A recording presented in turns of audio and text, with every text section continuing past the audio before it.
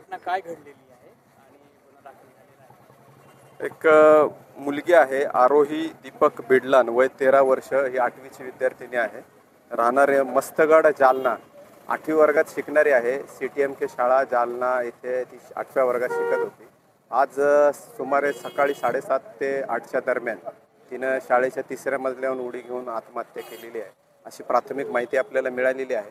त्याप्रमाणे दवाखान्यातून, सरकारी दवाखान्यातून आपल्याला MLC प्राप्त झालेली आहे आणि त्याचा एडी दाखल करण्याची प्रक्रिया चालू आहे.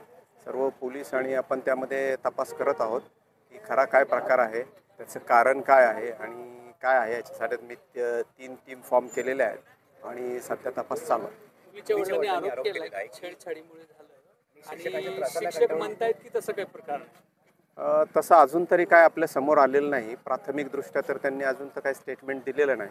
ते प्राथमिक स्टेटमेंट त्यांचं घेऊन ते जे काही सांगतील त्याप्रमाणे आपण त्या दिशेने आपण तपास करूया. कारणाचा शोध घेणं चालू आहे सर.